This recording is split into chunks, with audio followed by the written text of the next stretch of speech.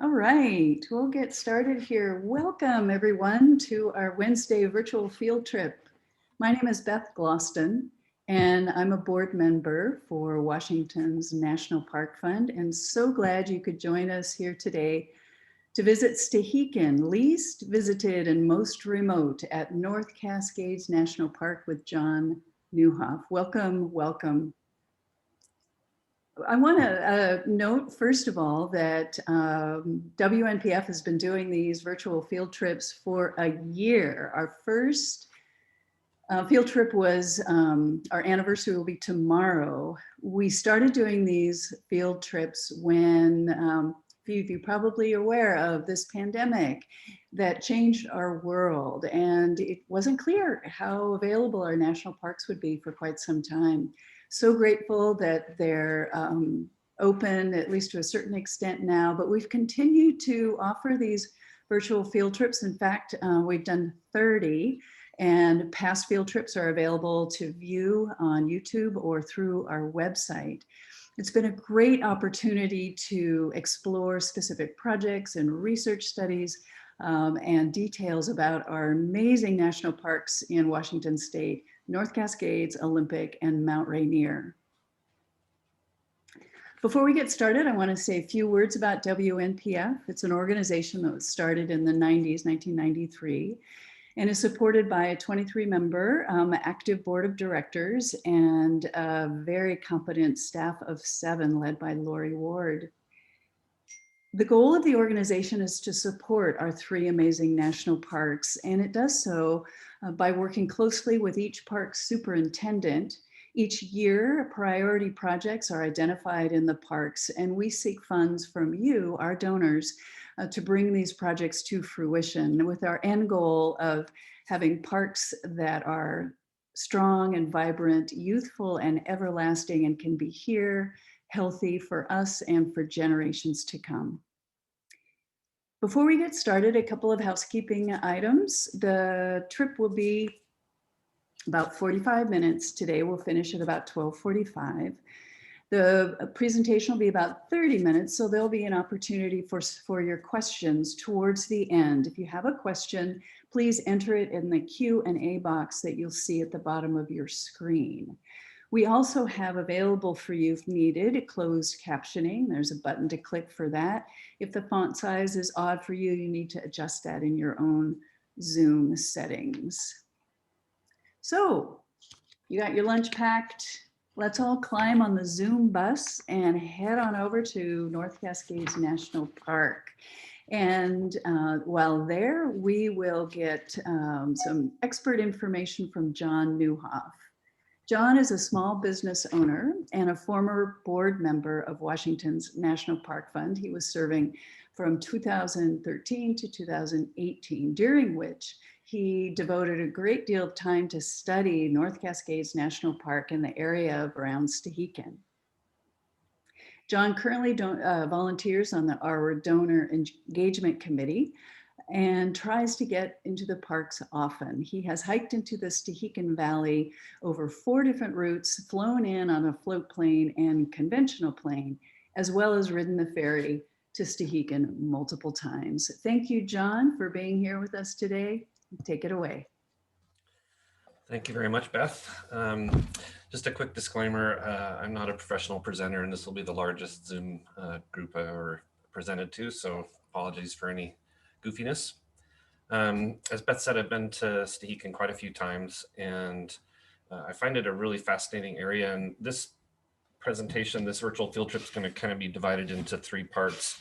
A little bit of the history of the Stehekin Valley, a good focus on the Buckner Orchard, which is just a unique asset in the national park system, and then a little bit about tourism in the valley in general, if anybody might plan a visit.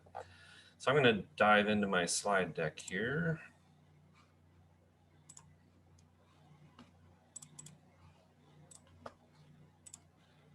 And there we go. Hopefully everybody sees my first slide. So the Buckner Orchard was the original focus of this presentation, and I've kind of expanded it out a little bit to include some other information. But the Buckner Orchard in the Stehekin Valley is a really unique really unique place to visit. It's a almost fully intact working orchard from the early 19th century, with a lot of certainly the apple trees still present, and a lot of the farm equipment and buildings still intact. So we're going to take a hard look at that area in this presentation. But for starters, a little bit about the history of the Stehekin Valley. This is a great map I found goofing around online trying to find something for this presentation. And I'm going to take a slight detour from the Stehekin Valley and point out some cool things about this map. This is from a 1930s era map of state routes in Washington put out by the Department of Transportation. And it shows on the upper side here, you can see Ross Lake, Diablo Lake, and you can see the North Cascades Highway doesn't exist on this map. You can see where the road will go up to Skagit drainage, past the two lakes, and then out the Ruby Creek drainage to the Winthrop Valley, the Methow Valley. I think when this map was built, only Diablo Lake existed, and probably Gorge Lake too at the time, but Ross Lake didn't even exist. It only exists as a proposed dam site, and the dam is called Ruby Dam on this map. But more germane to our presentation, you can see the current Cascade River Road ending where it does today, roughly at the trailhead for Cascade Pass. And you can see the Stehekin Road on the other side ending roughly today where it does, or where it used to at Cottonwood Camp. And the state obviously thought that road was going to go through at one time, which at one time it was planned to possibly go through. And the route here is numbered the same, Route 17 on both sides. The route through the Cascades here and the name Stehekin were originally used by Native Americans as a primary means of transport between Eastern and Western Washington. The route drawing there is basically the Cascade Pass route over the Cascades and into the Stehekin Valley. From Stehekin, they could travel a water level route all the way into Eastern Washington. So that road up from Stehekin was originally developed to exploit resources in the valley, logging and in particular mining. Right near the top of Cascade Pass on the other side, if you've hiked Cascade Pass, you might be familiar with the valley on the other side of the pass called Pelton Basin. And at the bottom of Pelton Basin is a trail out to another basin called Horseshoe Basin. And that's where this Black Warrior mine site was located. It was the road up from Stehekin was originally developed partly as a way to try to access the mineral resources here. The mine was never commercially developed, and the road has struggled to exist ever since. And of the original 25 odd miles that the road used to go from Stehekin up to near Horseshoe Basin, about half that is no longer exists. And from Stehekin Landing, you can now go about 17 miles up the road to what's called High Bridge. The remaining 15 or so miles, I probably have that distance wrong, is closed now. I hiked it about 6 years ago, and some of it's no longer recognizable as road, but it's a great hike. The early settlers in the valley, starting in the late 1800s, did a lot of logging, a lot of homesteading.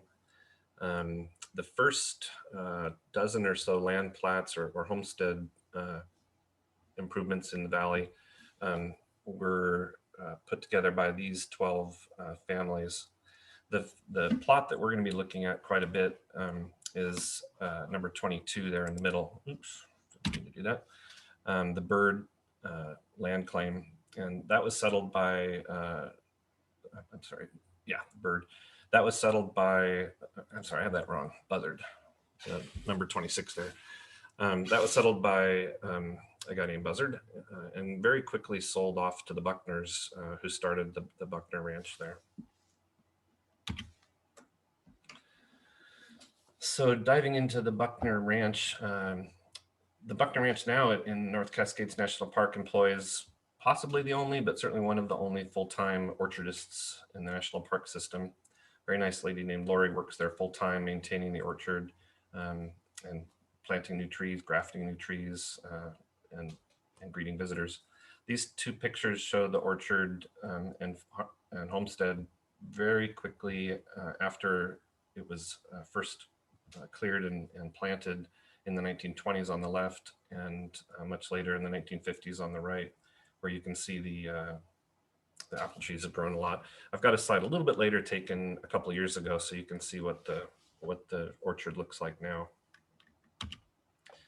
This is the Buckner family. I couldn't find a picture with Harry Buckner, the father in the family. Bucky is the youngest. She's the gal in Olive's lap there. She passed away last year. And until last year, you could meet her at the Harvest Festival in Stehekin in the fall. She lived in California, but came up here in the summers for the Harvest Festival. And this is the picture I mentioned of what the Buckner Ranch looks like now. You can see the homestead in the middle, and what they called the new orchards in the front. In the back there, where the Buckner's most recent use of that area was as a haying field. That used to all be apple trees at one time. This picture is taken from the Rainbow Loop Trail, and if you're visiting Stehekin, it's one of the nicer day hikes you can do. It's about a 6-mile point-to-point hike, or out and back, depending on how you do it. But this is a beautiful spot, great view of the orchard from here, and then a little further up the trail is a really beautiful view back down Lake Chelan. I don't have a picture of that in this slide deck, but beautiful spot. Let's see, this is the slide. This slide is of the Buckner, the main sign going into the Buckner Orchard area. And I think we have a poll. I think I skipped over our first poll question, which I apologize to Casey for, but we have a poll question on this slide, don't we, Casey?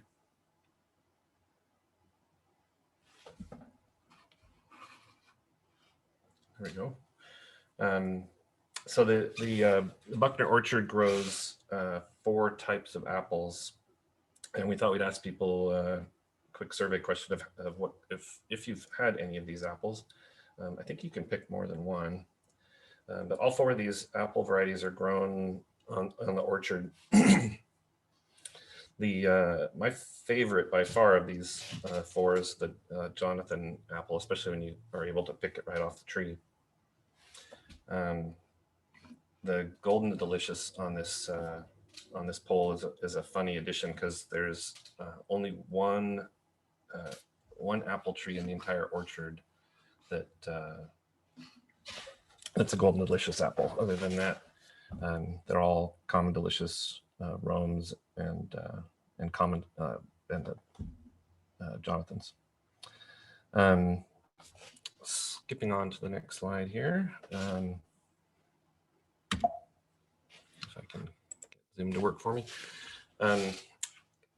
In a way, the most interesting apple variety in the orchard is the Common Delicious. It's an heirloom variety, not generally available for purchase in stores. It's a delicious apple. All these apples are delicious right off the tree, but I think that Jonathans have a little bit more tart taste to them, which I really like. As I was saying, the Commons are an heirloom variety, grown in a pretty small number of locations. One of the really interesting things about the Buckner Orchard is that it's geographically very isolated from all of the other apple growing areas in the Wenatchee Valley and Columbia Valley. And as a result, the pests, the apple scab, apple maggot fruit flies, funguses have never made it into this orchard, into this area. And so the apples are not fertilized or applied any pesticides to at all, and you can just eat them right off the tree, and they're all practically perfect. It's pretty cool. These apples are. This is a picture of some Common Delicious apples from Stehekin. And then these are just some pictures of the other 3 varieties that are growing at the orchard, all originally planted by the Buckners. And as I said, it's kind of fun. The Golden Delicious, there's only 1 tree there. You have to know where it is if you like Golden Delicious apples. The orchard was, the orchard is irrigated by a hand dug irrigation system that the Buckners dug starting in the 19 teens, 1911 and onward. This is a picture of the diversion dam they built. It's the original diversion dam in Rainbow Creek, and you can see on the left the irrigation ditch coming down from there towards the orchard.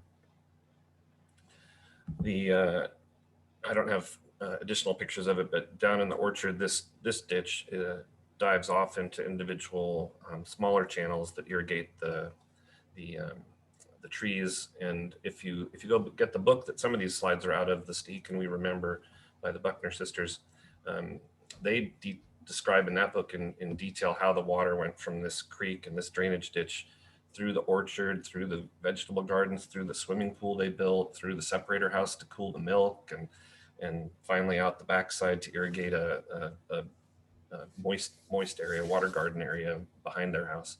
And I'm leaving out like 6 different places the water went to. It's really amazing how they used that water and channeled it for every purpose in the homestead. And this is just a shot of some wood stave and iron hoop piping that the Buckners used to channel water into other parts of the orchard.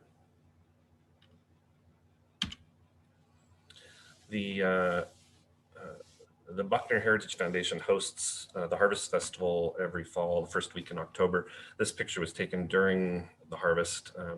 There's not a lot of people here. Most of the time in the orchard, you often have it to yourself to just wander around. But during the Harvest Festival, there's a few more people picking apples. There's far more apples than the Park Service can find a purpose for in the fall. So the local residents use as many as they can, but everybody is welcome to take as many as they want on a visit. Just another shot of some people picking apples. And this is a couple more pictures of the Harvest Festival. People divide up into 3 main tasks and go out in the orchard and pick apples, bring them back to tables to cut up, and then dump into the couple of antique cider presses. I've got a quick little video here of people David, you want to try? Come on, David. Yeah? Okay, good. Wow. I'm impressed, Denise. You're a badass. Holy cow.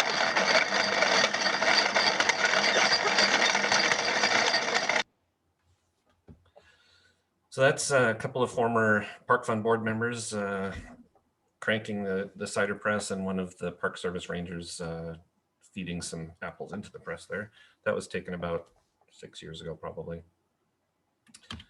Everybody can bring whatever jugs they want and take away as much fresh apple cider as they'd like, or just drink it coming right off the press.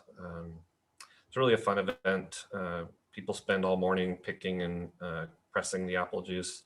And then in the afternoon, there's lunchtime and afternoon, there's a potluck picnic lunch. And sometimes there's been music. I think I've been to it 4 times. Yeah, really fun event, and great way to meet some local residents if you want. The event is being held this year. I checked out the Heritage Foundation's website a week ago, and they are planning to hold the event this year. Last year it was suspended. I was there last year for 5 days in October, and we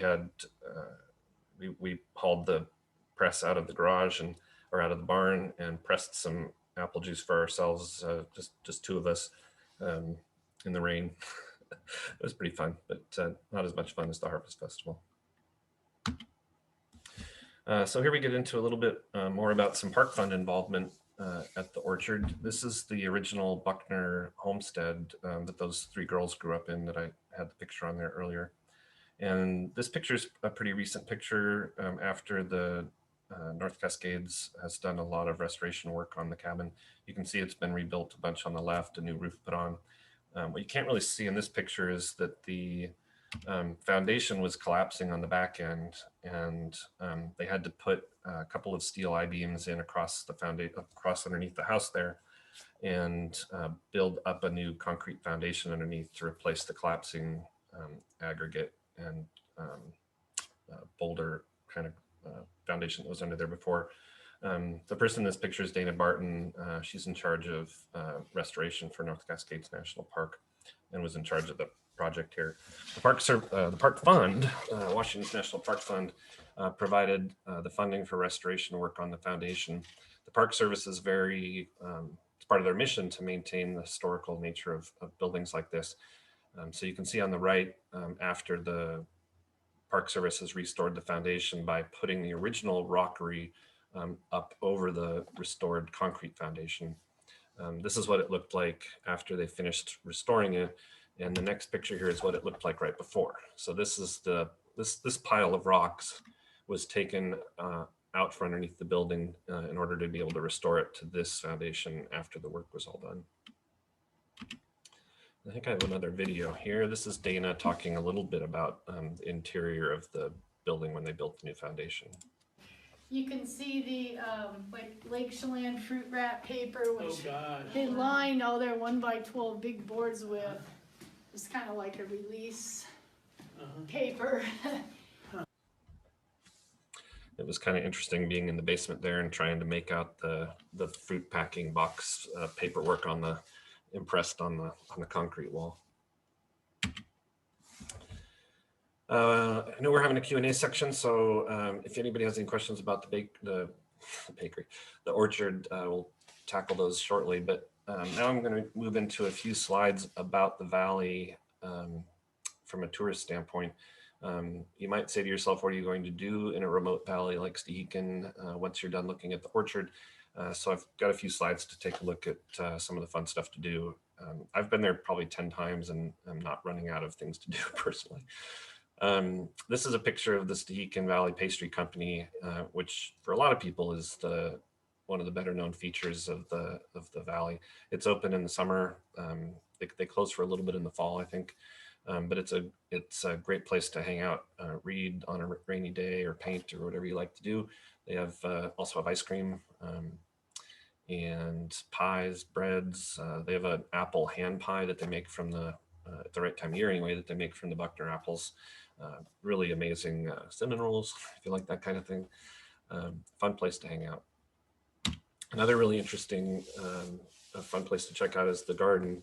And I don't remember the gentleman's name that runs this garden. He's a interesting guy who wanders around in bare feet most of the time, but he plants an amazing garden here.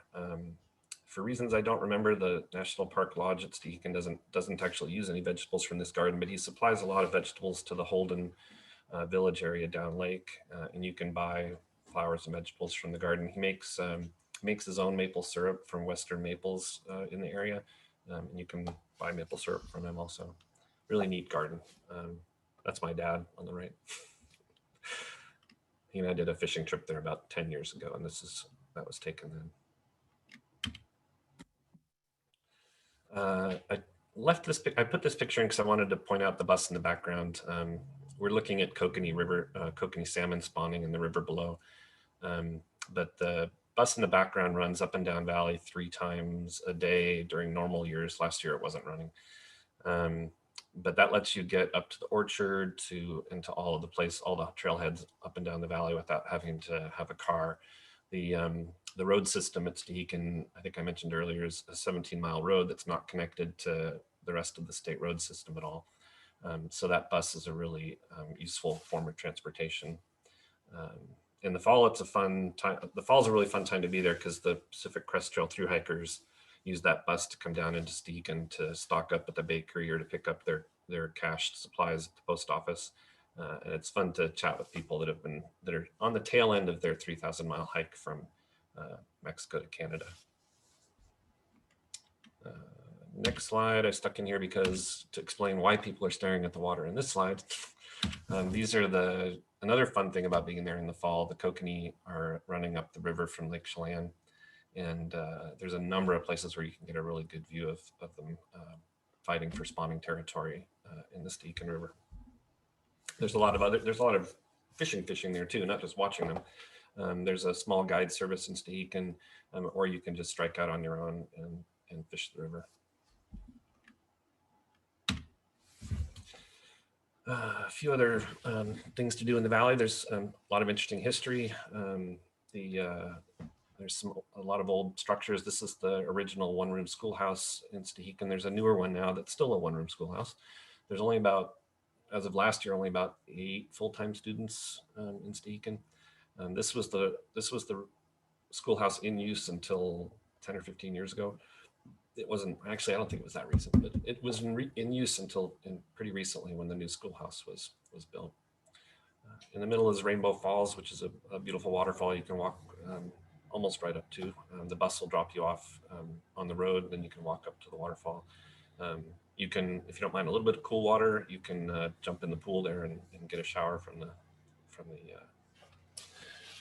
waterfalls. And then on the right, I stuck this in just for selfish reasons. This was the one and only time I flew in and landed at the landing strip in Stehekin. There's a 2,700 foot grass landing strip there. No commercial service, so you can't actually easily get there yourself, but that's where the trailhead is for the lakeshore hike.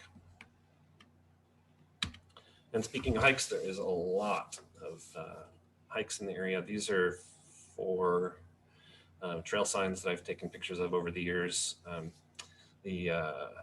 As I mentioned, the lakeshore hike is a great, almost perfectly flat hike, about a 6-mile round trip that goes from the airport to the lake downriver.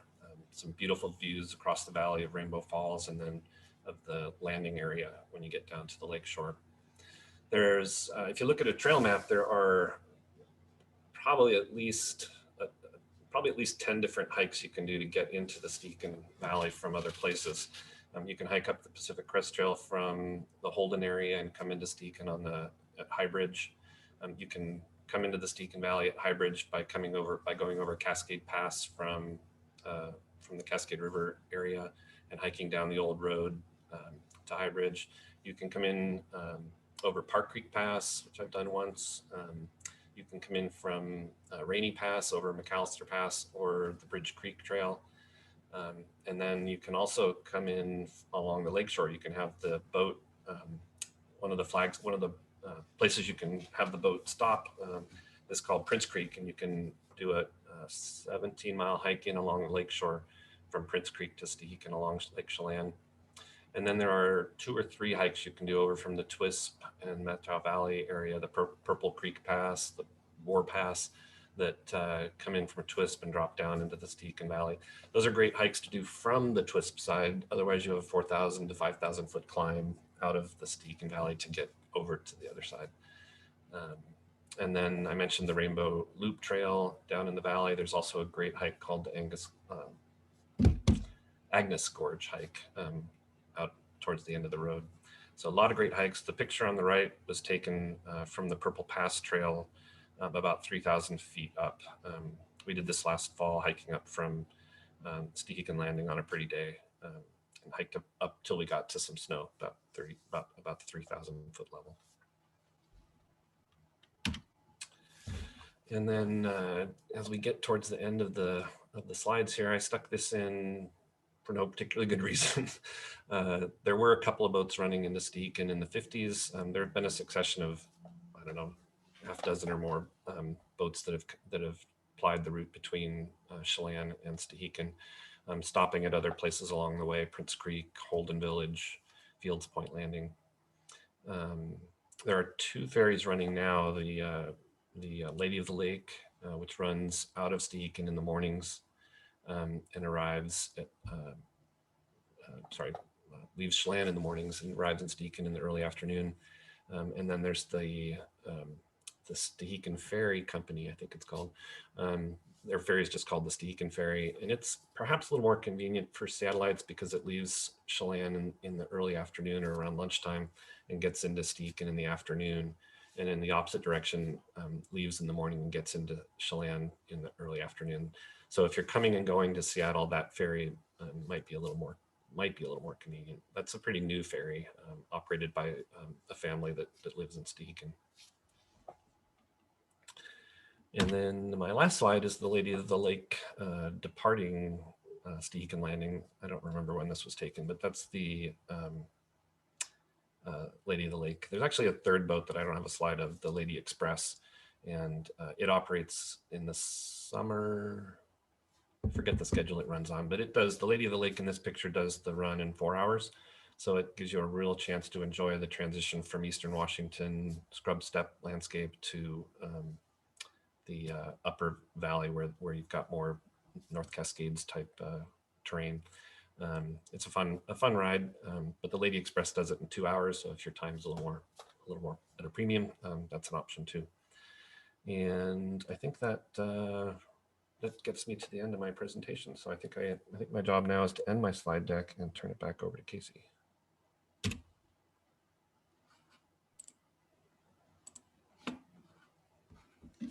Great. Thank you so much, John, for that very personal tour of Stehekin. You clearly have a lot of experience being there. It's really fun to have your favorite things and your experiences highlighted on our journey through Stehekin. So we're getting some questions. If you have any questions for John, please put them in the Q&A box. But I'll get started with some that have come up. The first has to do with biking. First of all, is the trail road to Stehekin, I think it's the one over Cascade Pass, but I think that's what was being referred to. Is that bikeable or is it just hikeable first? And the second being, would you recommend bringing your bike along with you on the boat trip up to Stehekin? What is it like to have a bike there? Awesome question. I just saw somebody post. I just saw Nikki Ducoman just posted a question. I just want to say hi to Nikki, former Park Fund employee. No, you can't ride your bike over Cascade Pass. That's definitely a trail. The Cascade Pass Trail goes from the upper end of the Cascade River drainage over on the Marble Mount Highway 20 side of things.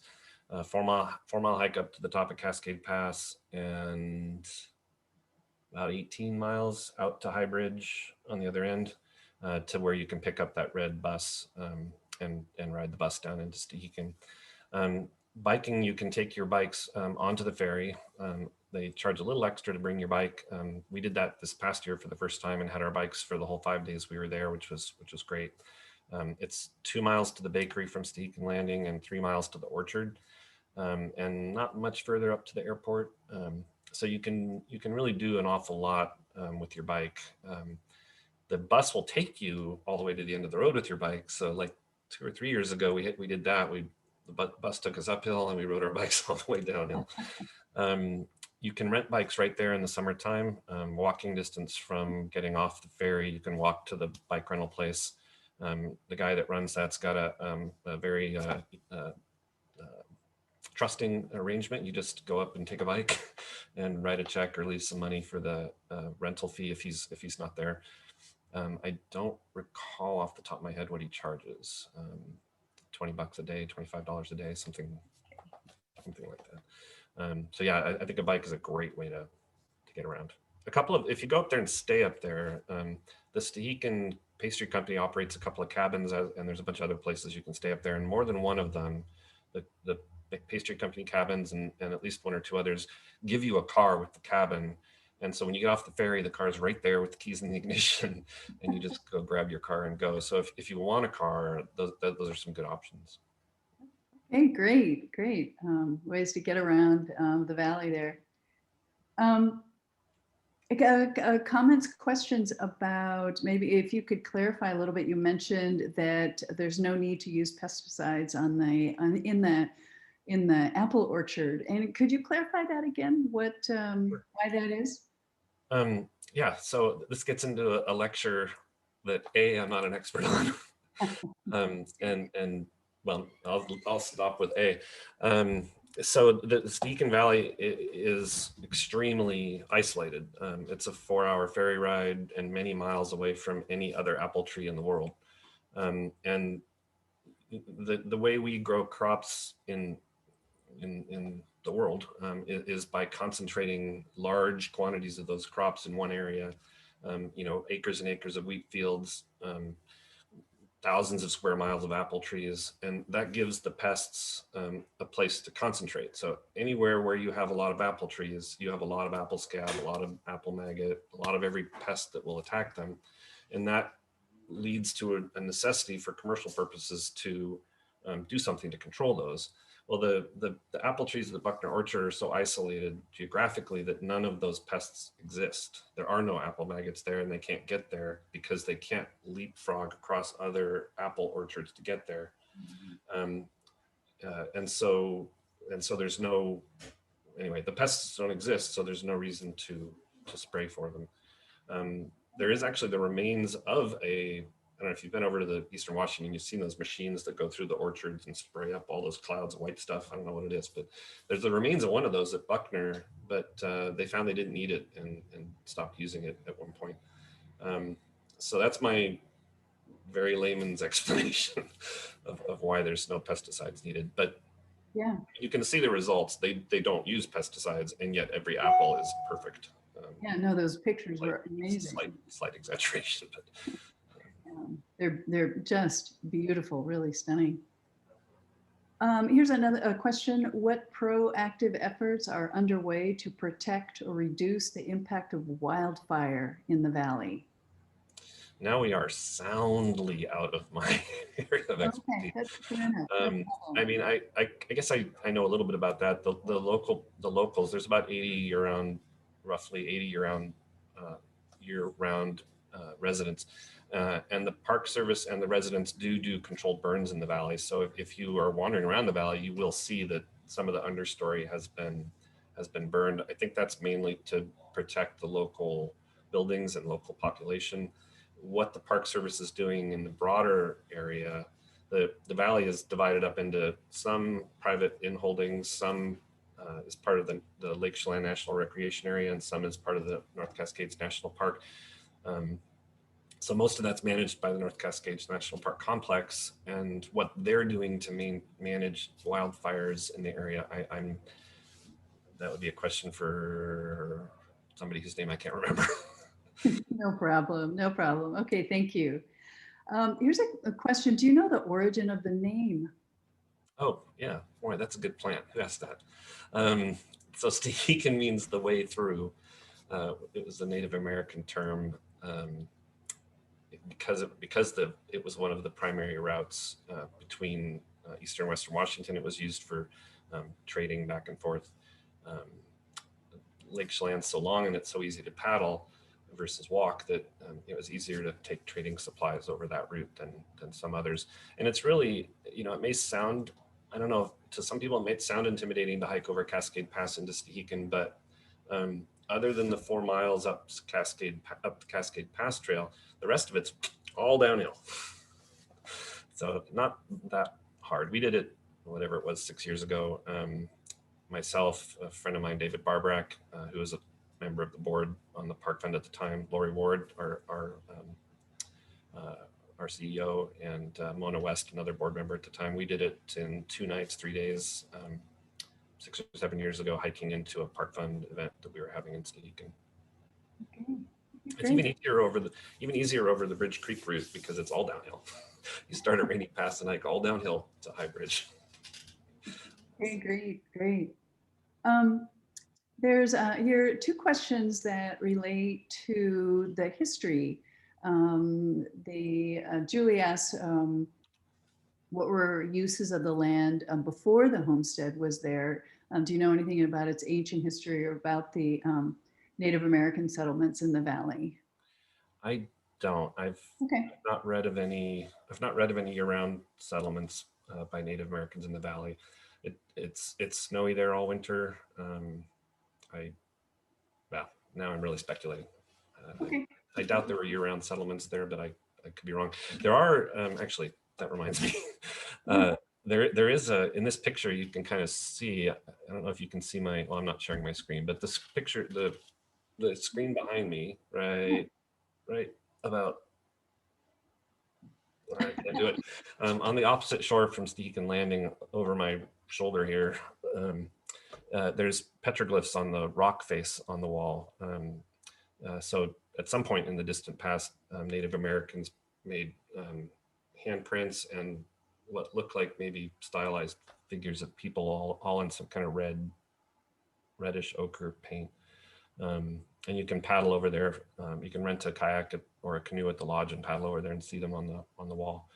I think that taps out my knowledge of pre-Columbian Native American use of the valley. Okay, very fine. Here's a question Richard asks, is Stehekin getting overwhelmed with visitors? Do you have a sense of what's happening there now? There's been, I mean, at least I know the Methow Valley has really seen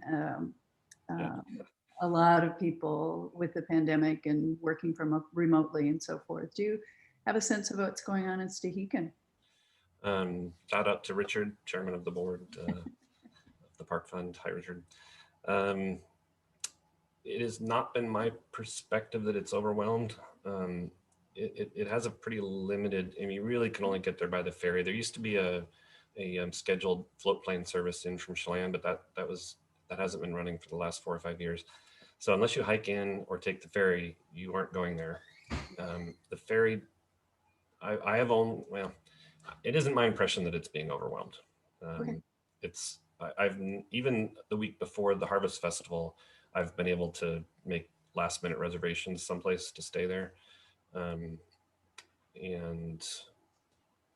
yeah, I guess that's all I'd say is I don't think it's being overwhelmed. I haven't spent much time there in the depths of summer. I've only been there once in the middle of summer. I've mostly been there in the fall. And I spent Christmas there 1 year, but I don't remember even that middle of summer one being too busy. It's pretty hot there in the summer. Okay. There's another question, how to sign up or to participate in the Harvest Festival if it's open this year or if it's open to just a limited public? I've never seen a sign up. You just show up. Okay. And to the best of my knowledge, it is operating this year. If you check out the Buckner Heritage Foundation's website, they have a schedule of events. They have a square dance in the summer. They have the Harvest Festival in the fall, and a few other events, some Stehekin work parties, some Buckner work party events earlier in the year. But they have the specific date. I want to say October 6th, but I may not have that right. I'm not aware of a sign up. I've always just shown up. Okay, very good. Okay, great. Thank you so much, John, for sharing your knowledge and interest and passion about Stehekin. We'll wrap up now. Thank you all for attending this virtual field trip today. And I want to finish with just a few comments about WNPF. First of all, our auction is upcoming in April. The dates are the online auction runs from April 19th through Friday, April 23rd, after which we'll have a virtual gathering to celebrate our parks. And there is an item on our auction list offered by John, which involves a flight over Stehekin. So keep your eyes out for that if you want to learn more about the valley. I want to say a big shout out and a thank you to everybody who's joined us here today and for everybody who has helped WNPF with its function of providing funds to support our parks. Last year, we were able to give over $650,000 to our 3 national parks. Thank you for those of you who helped us get that done. And if you're interested in participating this year, go to our website, WNPF.org, to contribute. Our next virtual field trip will be April 14th with Regina Rochefort. She will be talking about the Cascade Butterfly Project. Otherwise, we're again very grateful for John's expertise here today. Thank you all for joining us, and take care and enjoy our parks.